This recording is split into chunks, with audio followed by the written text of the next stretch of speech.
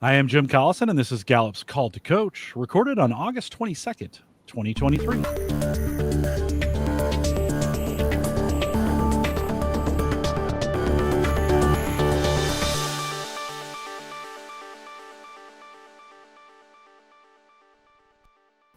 Call to Coach is a resource for those who want to help others discover and use their strengths. We have Gallup experts and independent strengths coaches share tactics, insights, and strategies to help coaches maximize the talent of individuals and teams around the world. Sylvia Lee and Maggie Nia are my guests today. Sylvia is a highly respected and sought after executive coach, business and talent strategy advisor, organizational development expert, and seasoned facilitator. Sylvia brings to her clients over 20 years of sustained impact from her regional and global leadership and talent management roles in global corporations. She became a Gallup-Certified strengths coach earlier this year. And Sylvia, welcome to the program. Thank you for having me, Jim. Great to have you. Maggie has had a rich experience in HR for over 24 years in multinational companies, 10 years experience in global HR center of expertise, and 10 years of coaching experience at Accenture. And she's been a Gallup certified strengths coach since October of 2021. And Maggie, welcome to the program. Hi, Jim. Thank you for having me here. Thank you. It is great to have you. It's great to have both of you. Thanks for coming. Sylvia, let's start with you. Let's get to know you a little bit. Tell us a little bit about your background, kind of how you came to CliftonStrengths, as well as a little bit about your coaching experience. Right. I was qualified for Gallup-Strengths earlier on this year, so I'm sort of a newbie in qualification. However, I got in touch with the tool many years back. As I was using the tool for my personal development. I fell in love with it at first sight. I think that's a really encouraging and taking individual development from a different spin at that time, where people were more focusing on the weaknesses per se. What can I do to fill that gap, rather than putting a little bit more emphasis on what I'm good at and how do I make the best of it. So that was really, really refreshing. And that was probably like 10 years back. I did a second one more recently, and I said, no, I really have to get to the bad end of it and understand how it works, because it's so good. And I wish more of my friends, my colleagues would be able to appreciate a little bit more of that.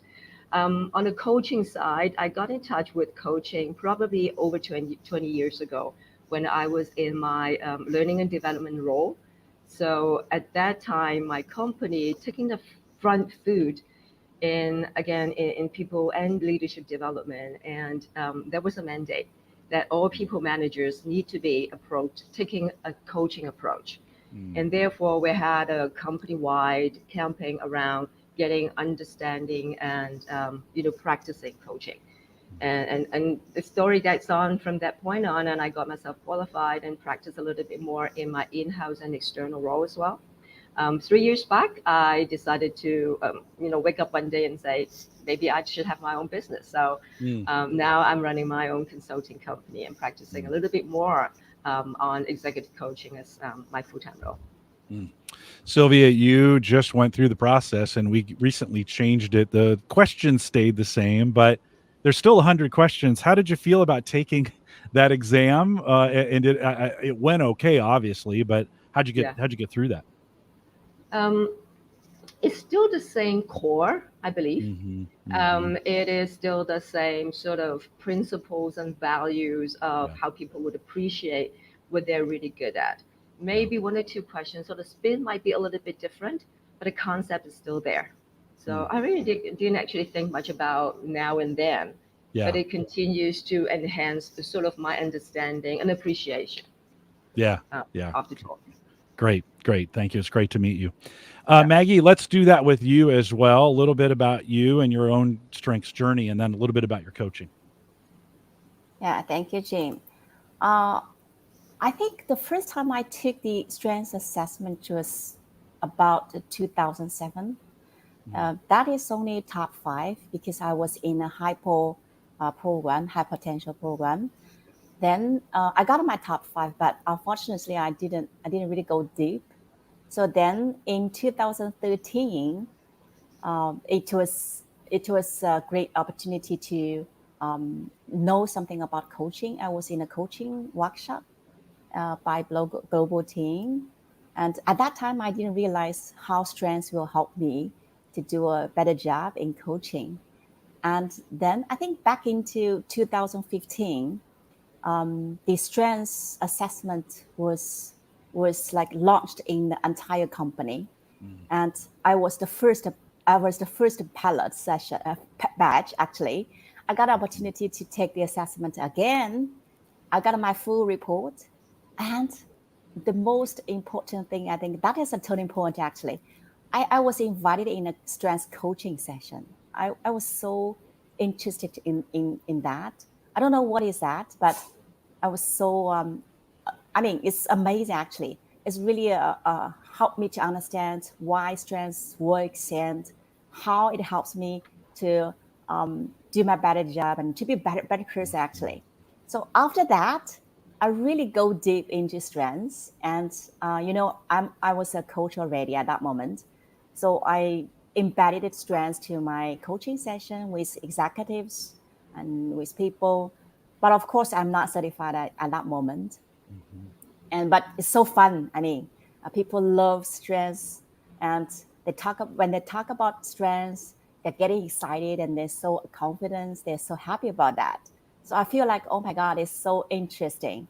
So I even spent more time on strengths. And then I think a couple of years later, I got a full-time job working on strengths in the global team. You know, how amazing it was, right? I was like, oh my God, it's so good. So I spent a lot of time on strengths and talking strengths with people. And then finally in 2022, I got an opportunity to be certified. You know, you never know how excited I was, you know. Oh, my son. I said, I appreciate a lot for my leader's decision, because I looked forward to this opportunity for a long time. So after that, I did hundreds of strengths coaching sessions for leaders, for colleagues, for teams. And it's especially for those people who are going through new changes, like new roles, leading a new team, whatever. So I think that is really helpful. And meanwhile, I also found out the team strengths session helps leaders a lot. So you see, I really understand how the strengths helps us, helps our leaders to do a better job and to be a better person. And that's about strengths. Of course, we can talk about strengths all the time, right? Yeah, exactly. And Maggie, those were exciting times for Gallup as we were working with Accenture in those days. We still are, and some exciting times for us as well. So good to hear it was exciting for you. Let's stay on that topic, and Maggie, let's stay with you as we think about the role strengths play in nurturing leadership. You just mentioned that. Can you talk a little bit about the value of that in leadership? Yeah, it's a great help for sure. Because for strengths, when we talk about strengths, definitely it helps people to know themselves better. That is for sure, especially when they are facing challenges. And I mean, in the past, like 3 or 4 years, we were in a COVID, right? So it's uncertain and it's really hard time for people. So it's really helped them to build up the resilience, actually. And it's so important for leaders to be resilient, and also lead the entire team to be resilient. So talk about strengths, not only helping the person himself, but also the entire team to know better and to like even know how to collaborate together, how to partner together with the others. So the leaders become more inclusive, actually. And definitely they encourage better collaboration in a team and out of the team. So it's easier for them to build up like trusted relationship with the team, especially in a hard time. Definitely they are unlocking the potential of people, right? So by the end of the day, it helped them to be more engaged, and also that to be a greater leader. Yeah.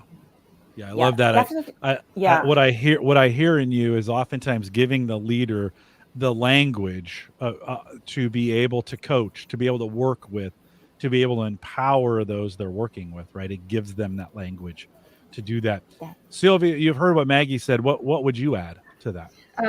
What Maggie said make a lot of sense. And let me say this: as Maggie was talking about strengths, her whole face lit up. Yeah. She was so passionate. I cannot help but going with her, right? So I was knocking along. It's like, yeah, yeah, yeah. So this is exactly what a leader needs, is to bring your team with you by the passion you're displaying, you're demonstrating to your team. And the whole concept of strength is very positive. It's based on positivity. It's based on what you are good at and make the best of it. Now, we're not ignoring things that you're not good at, but the question is, have you maximized? Have you made the best of what you're already inborn with, already in your toolbox? And and I believe strengths actually should apply to everybody, but for somebody in a leadership role where problems are more complex, the horizon, the universe is more challenging at times, then the role model needs to be even more prominent, if you like. So if we were translating resilience, for example, positivity, hope, trust, etc., then for a leader to display that kind of passion is even more important. When you can set that example, people would say, "Hey, look, the guy is still smiling and keeping calm and talking positive rather than negative in times of uncertainty, for example." That instills a lot of hope in people, and that's what the leader needs to do. I love that. That's a great way to look at it, I think. And Sylvia, let me ask you this question on trust. And you both mentioned the word resilience. And I think sometimes people can only come back or be resilient when they trust the process. So, Sylvia, in the work that you've done and thinking about CliftonStrengths and this idea of trust, and maybe even with an example if you've got one off the top of your head, but think about how does CliftonStrengths bring in this element for the leader and for their teams of trust in the organization too? Sure. Let me give you an example of an executive that I have worked with over probably 4 years now. Um, I don't like the word typical, but he is a typical sort of what people think a leadership project: futuristic, achieve, strategic, everything that a leadership program would have you to take part in. You have to be good at all these things. He is not as strong in his relational skills. So the leader is well aware of that, and he's totally buying. Actually, he is one of the leaders that I do not need to convince him about strength as a tool. It's like, yep, I know about this. I want to use this, and he came up with this, and he's like, okay, that's me. Makes a lot of sense. So you know what I'm not good at. How can I talk to my people and instill trust in them? At that point, he has got a team of very smart people, but only one thing lacking, and you know what? The trust amongst the team. And he said, how can I instill that? And I said, well, do you think that would happen? Do you trust the system, though? First of all, you have to display what you believe is going to happen. And with your futuristic and all these strengths, how can you make that happen? So turning into, at the first set, he might say, I'm not good at certain things, into how can we make that happen still? Mm-hmm. And with his achieve, input, etc., he was able to find a path in at least convincing himself. So he has to feel and display trust from himself first. I trust I can do that. I trust the system. And then he would at least share his experience, his feelings with people. Before going out and do anything new. Just tell people how you feel, how you get through that hurdle, if you like. And then people would see the authenticity and a bit of vulnerability, because he's such a prominent leader figure in many, many sense in the concept that we have in our mind. And therefore, for his team to see that, well, he's really a smart guy. I did a 360 interview with everybody, said he's very smart, but talking to him is very difficult and all these things. But then to see that human side of him, just by himself trusting the system, that's important. Yeah, to see the human side of that. And you mentioned to to say, you know what, there are some things I'm not good at. I think over the years we've had some pressure on managers that they had to be good at everything, and they couldn't show any weaknesses, right? They couldn't show any vulnerabilities in that. And Clifton's strengths, I think, gives us this safe language, right, to talk about these. You know what, I do have these gifts, but from a team perspective, I'm going to need some things from you as well, right? And that can be, Sylvia, can that be both across a manager to the reporting team as well as manager to manager? I think oftentimes we miss this element of managing teams, right? To say, hey, I may not be good at this, but can you fill in? I don't know. Any thoughts, Sylvia? Any thoughts on that? Absolutely. There's nothing stopping people Yeah.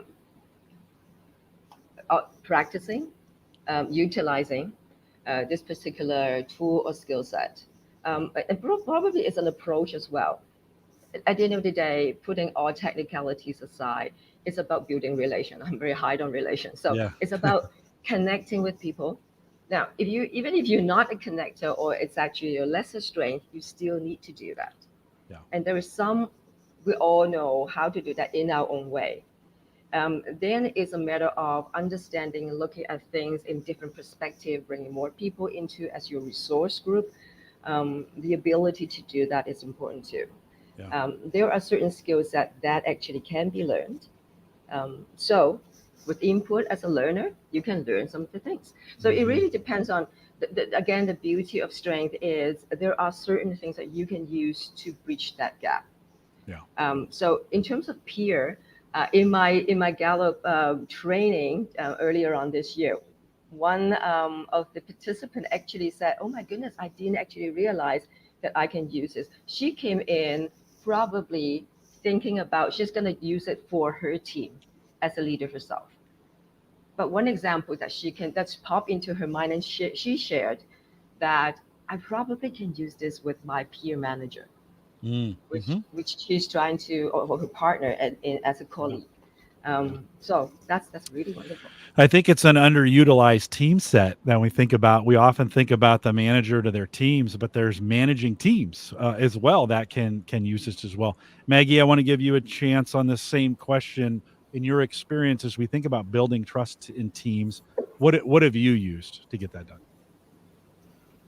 Yeah, I think the team strength session is the most useful thing when we talk about building the trust, because as a leader, building the trust is definitely the beginning of the managing a team. Because if you don't have the trust, then what are you going to do, right? And talking about strengths and discussing the strengths with people, it's a great start actually. And whenever I talk to manager about their own strengths, we have a one-on-one coaching session. They feel like, oh my God, they're so excited. And how should I use this in my team? Then the next question will be, okay, would you please help me to do a coaching session in my team? I say, yes, of course, let's do it. So we have the coaching session on team strengths, and it's amazing actually. And you're going to see everybody is talking, and they open up, and they feel like, oh, I know the other person better. And some colleagues are very close, but some of them not. And they even like, in the coffee, we're not going to see each other, and they're just sitting at home and talking virtually, right? So it's a great opportunity to know each other more. And oh yeah, you got this strengths, and this is definitely a very good opportunity to know each other more and understand. Oh, I got you. I mean, you are this kind of person because you got a strength like this. You got learning like myself. I got learning as a top one. I love learning so much, and then as long as there's something new for me, I'm so excited. And of course, I do admire people got adaptability, because adaptability is my bottom, the 34th, right? Then I realized, oh, if I work together with this kind of person, how should I do that? How should I work together and achieve more with this kind of person? So it's more about partner together with others. It's like, I know you better, and you know me better. Then how we work together to achieve the target, achieve the goal better, right? So it's a great way to discuss how we work together within the team, definitely. The whole process itself is the way to build up the trust, and then they open up. That's the reason, right? So I think that's a great tool for managers to talking about strengths in a team. To I mean, even you talk about the strengths every day. It's we're not taking too much time, maybe 5 minutes, right?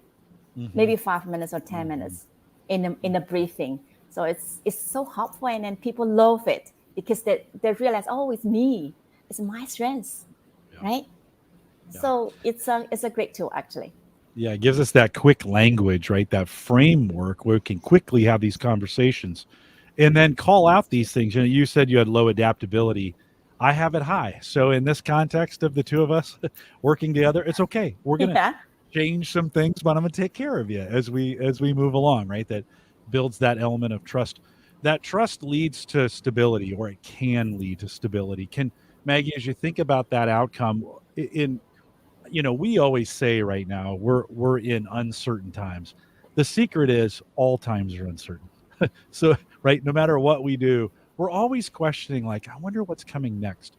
So, regardless of what we've been through and what's coming, as we think about adding stability, how have you seen the stability make changes in teams? How do they act differently when they feel the stability? Maggie? Yeah. Stability, definitely. I think in other words, like everybody engaged, right? It's more about engagement. And just imagine how in what situation are you going to engage in a team? Yeah, or we can say engage in your work. So definitely it's about people, right? It's about people. And of course, if some in the position, in a role, I'm able to do what I'm good at, I'm able to leverage my strengths. I feel like, oh, that is something I'm good at. I can do it better, and then I can even do my best. So that is something I feel like so happy about that. I'm not going to think about change my role or change my work. I will stay here for a long time, definitely. And I was so lucky because in my previous team and in Accenture, I mean, it's because the culture is there, the strength culture is there, then everybody is talking about strengths. My leaders, they're always thinking about how to leverage my strengths to do the job. So you see, I never think about to change my work I mean, I feel like I'm so stable. I was so stable. Of course, by the end of the day, it's a lot of trust behind. Yeah. So and also, the message was really about care. The manager care about you. The leaders care about you as a whole person. Not only a Yeah. care about you, the performance at work. It's about a care about you as a whole person, right? And and she knows my strengths, and she always think about my strengths. She always think about how to leverage my strengths to help me achieve better and to be a better person and develop myself. Yeah, Yeah. that is something about make me feel like so good. I appreciate Right. that. I was so grateful, right? At the end of the day, we really just want to be productive, right? I mean, that really kind of what it boils down to, right? Stability provides that productivity. Sylvia, as we think about in some of the work you've done, how have you seen that play out? Can you sense when a team or a leader is getting their Yeah. team more stable using their strengths? Can you talk a little bit about that? Oh, think about the last few years, right? We've got economic instability. We've got, the whole world going crazy about this new virus and doesn't know what to do. And everybody's scrambling about coming up with the best solution in managing the situation. A lot of uncertainty, a lot of instability. And but then on the other hand, we know, oh, change is, going to happen anyway. So change is the constant. That's a saying, right? So how do you reconcile that? And then to me, I think the realization is change is going to happen. Stability doesn't mean no change. Actually, sometimes we instigate change for good reasons. But stability is when things change, when things are uncertain, the core values of certain things don't get flustered. So you still keep your cool. You still keep your centeredness despite the universe is turning around. You know what is going to change. You're going to adopt to change and adapt to, and that's why people with us high adaptability will probably take a better, front foot in those situations. So um, somehow in our strength, we are prepared to manage change. But the good thing, again, it comes back to the beauty of strength. Your core values, your core strength doesn't change. Even the world is changing. And that's where you have to anchor on and hang on to and makes even the better of what you already can do better in this kind of situation, and probably bring it out to people as well. So as a leader, you really need to even reinforce, re-anchor on your strength and help people see their strength. And now the situation is, how do we get through this particular stormy weather? Yeah. Um, and again, I like what you said, Jim, is the common language, is that framework that is going to apply in good times as well as uncertain times. Yeah. Yeah. Sylvia, you alluded to this a ways back, but I kind of want to ask it again. As we think about leaders, executives, middle managers, people leading other people, how can this new awareness, and when we think about business outcomes, because at the end of the day, like I said, we all want to be productive. When we're all productive together, that creates amazing business outcomes. Can you think of any specific examples or highlight any areas where you've seen that translate? Because everybody says, yeah, this is great, but does it translate to the bottom line, right? Can you, do you have any areas on that you can speak to around business outcomes? Yeah. Let me just still come back to that particular example of an executive. He was an investment banker, or he's still an investment banker, very senior, very successful, but he also has a side business who is very, very art related. So he has a passion on that. Now, um, so he's got very high awareness on his strength. He understands not only is understanding his own strength important, but he needs to translate that into the work that he does in his bank and the bank, and as well as in his team, in his personal business. In that sense, I think it's more about trying to help his team understand his direct reports and their direct reports, understand what the core objectives are for for the business and how they actually play out their strength in achieving that. So we had a team session and try to understand each other's strength and how can we actually make that happen. If I'm running a business as an individual, here are the things that I might be able to do. Now translate that back into a team situation. How are we going to make that happen? So in that sense, the business is doing well despite what has been going on in the last 3 years in the world. And I think, well, that actually plays a very important role in that. Now, of course, there are other things that they are doing right Yeah. from a business perspective, but actually playing out your strength to pick, bringing it back to the business is really important, especially when you think about things like the art during COVID is even more difficult to survive. But the business is doing really well. So Great. No, it's yeah. it's good. That's always good to hear. Maggie, from your side, as we think about those, as we think about that area of business outcomes, can you speak to that? What have you seen? Yeah, I think the most important thing is to help leader understand why strengths can help to achieve business outcome. Normally, I encourage him and invite him to a conversation with me, and then really like what Sylvia mentioned and shared, we really were looking at the business outcome, how this person, I mean, how the leader to leverage their top strengths to achieve better business outcome. As long as he was able to really engage in the conversation, and of course, by the end of the day, he will find some solutions to achieving the goals, right?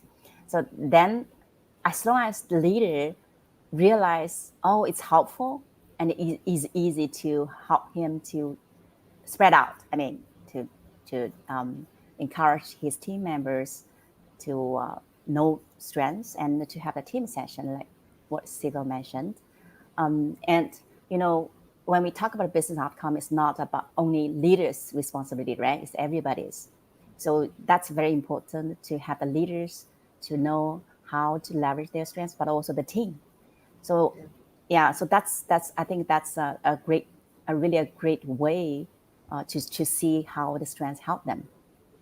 And of Maggie, course, sorry. go. No, keep. I'm sorry. Keep going. Yeah, of course, it's not easy to really like convince people. I mean, especially leaders, they are so busy, right? They're super busy. They got a lot of, it's so stressful, and they don't have too many like effort, energies, and time to own that. So it's very important to really building a strength culture in the company, actually. So I think Accenture did a great job, actually. Yeah, they did. They did do a great job. And actually, that time, Sylvia, I'll get to you here in just a second. That time that saved, I mean, oftentimes the system saves time, right? We don't have to work as hard at getting to know each other, right? The system is in place. And that gives us that time back, right? It gives us that time back to do some of these things. Sylvia, what else did you want to add? Sorry, I just want to add that by business outcome, we're not only talking about bottom line numbers. Yeah. For my business, it's more about retention and making the best of retaining the best people that you have, right? Despite the economy, the whole world turning upside down, retention is still a big issue in corporations, right? People have different thoughts, so people might actually voluntarily resign, and they decided to do other things. And how do we hang on to the best people? And instilling the stability, the trust, etc., and helping people. People want to stay because they could not find a better place to go. And if you can create an environment that they can continue to flourish and grow, despite what is going on in the external landscape, then your best people will stay on and bring the best into this organization. Yeah. Well, you mentioned continue to grow. Let's talk about growth here for a second. What kind of tools, and Maggie, let me start with you on this. What kind of tools are you finding that you can use for success, both for those that you're coaching, those executives or leaders or individuals that you're coaching, or for yourself? Because we always have to be investing in ourselves as well. So, Maggie, let me throw that question to you first. What are you using? Thank you, G. Talking about growth, and I think everybody is getting excited, right? When we talk about, they may not have like one tool for all. It's pretty flexible, actually. If I rather to say it's kind of like mindset, how you keep yourself developed and helping people to develop. I think there's one thing, keep learning definitely is one thing. And the second will be keep reflecting on your strengths, on your top strengths. And of course, for myself, actually, I got learner as a top one. And, learner, the other side of the learner is like you learn too much, right? You don't have a focus. Not possible for a learner, right? Not possible. Yeah. And I keep reflecting on that. And then I realize input, when learner and input, put them together, how crazy I am. And I mean, I think my third one is achiever. So I always leverage achiever to manage myself on learning. So I set goals on learning, and I just focus on one thing for 1 or 2 years, and then I'll go deeper. So then I'm able to like leverage learner, input, and achiever together. So then it's a great partner, actually. And I always like, okay, I keep learning on coaching, psychology, and whatever. So it's so focused, and it helped me to really to be the expert in this area. So that is something like, I just give you an example how I developed myself, actually. And I really leverage my strengths, and I keep reflecting every day, actually. So like achiever, even I reflect on my in life. I mean, you know, as achiever, I enjoy the moment of a completion, right? So when I buy something, I always buy a lot. Then I always thinking about how should I finish that. For example, if I buy 2 apples, I want to finish that. Then I can't take 2 apples. So next time I realize, oh my God, this is my achiever. I need to finish 2 apples, but I can't. So then I always buy 1 apple because I can finish that. I enjoy the moment when I finish that. So that is very interesting. Keep reflecting and how your strengths help you and how your strengths like stop you. That is a great tip for myself to develop myself. And of course, for others, coaching is one way. I mean, I believe it's the best way to empower people. And if you're really focused on strengths, this is another great tool to help you make your coaching more engaged and more positive. So it's always start with strengths, then your clients will love that. That's great. Maggie, when you said apples, you really meant books or courses. That's what you meant, right? That's what you meant to say, Apple. because you can't get enough of the books or courses. Sylvia, same question to you. Let me throw that over. How are you keeping yourself sharp? What kind of things are you increasing your productivity with? I'm looking at my strength. I'm very much on relation. Right? My strengths are strategic, and then follow on it's empathy, relator, responsibility, communication. Apart from the first one, they're all connecting with people. So I get my energy from people. Years on back, I realized that, and I'm not a big input, but I collect people. I collect a lot of people, friends that I can connect with a diverse group of friends. And I enjoy talking to them and gaining their perspective. And I'm very happy to share. And as a connector, it's my top 10, I connect them together too. So when I see them interact and sparkle through, I gain a lot of joy and energy. And that is my fuel. So whether it's actually for my personal development or not, I feel that, when I have that fire in me, I'm on fire. So I want to learn from you. I want to talk to you about this and that. That's how I kind of grow, by learning from other people, taking perspectives in. If you were talking about a particular tool to keep me sharp, just one, that you just mentioned, maybe there are different psychometrics and personality tests and all these things and whatnot, and they all have their merits in there. So I'll leave it to the audience to explore that. If I take a different spin, I use and read pyramid principle a lot. So many people knows about this, by Barbara Minto, from McKinsey, and that I'm still learning about it. But that model is more about communication, about communicating precisely and knowing what to say and saying it in the right way, precise and concise. As a communicator, communication is my top 5. Sometimes I might overgo and talk too much. That particular model helps not me possible. It's not possible. I have because communication for it. Not possible. you're giving me a timer but that helped me really distill my thoughts, keep me on my toes, and be having that discipline. So talking about when you have a strength and it goes overflow, becomes something that's pulling you back. Go in there and do something that is giving you that principle. For me in this particular case, it's giving that principle for me to be a little bit sharper in my communication. So I like to just share that particular as a tool. Otherwise it's more about collecting perspectives from others. No, I love that. I love how both of you worked through your top 5 as you thought about that, and you brought others in as well. So influential. We didn't start with that. Well, I should have probably at the very beginning of the program asked each one of you what your top 5 were.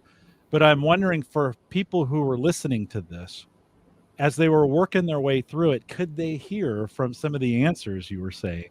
Could they hear those themes come out? At the beginning of the pandemic, I have woo and communication 2 and 4. At the beginning of the pandemic, I said, I just have to use my talents to communicate across the globe with this technology that we had. Before the pandemic, nobody would get on Zoom. Now everybody's on whatever Zoom, whatever tools that we're using. And it was a great way to communicate with people, right? It allowed me to make our coaching coaching community better and work with people. You guys are a benefit of that, which is super cool to see that. We have time for one last question. Sylvia, I'm going to kind of give it to you as you think about the one reason or the reasons, or you want to encourage people who maybe are hearing this for the first time, or they've been thinking about using CliftonStrengths as a tool. What kind of encouragement would you give to them that would maybe get them moving with this for the first time, or engage a coach for the first time? What kind of encouragement would you give them? And then Maggie, I'll ask you that same question. Again, it's that breath of fresh air. It's taking something you already have and build it on, rather than starting from scratch. And that's already, quite, it's actually very inspiring. Yeah. Right. To understand my strength, how that can actually go about achieving a goal that at times might seem really far out, difficult, because I think I'm not good at certain things. But the beauty of strength is, yes, you can still go there, but taking a different route, and that's okay. And in the process, take a team with you, try to understand other strengths as well, and spot it out in the people that you work with. And that actually, you can actually weave it into your daily life. You don't have to stop what you're doing. You continue with what you're doing, but taking a different perspective and continuing on. So there is no stop, going back, retaking. That actually, coming back to your point, be productive, and you can, go from build on what you already have as a platform. Yeah, I love that. We say all the time, strength's very powerful in the context of an individual, but infinitely power in the context of teams. And I love what you said about it. We also use this word accelerant, makes things go faster, right? And so I love, Sylvia, I love what you had to say about that. Maggie, what would you say? What final words would you have before we wrap this up? Yeah, I do want to share some tips for the new coaches.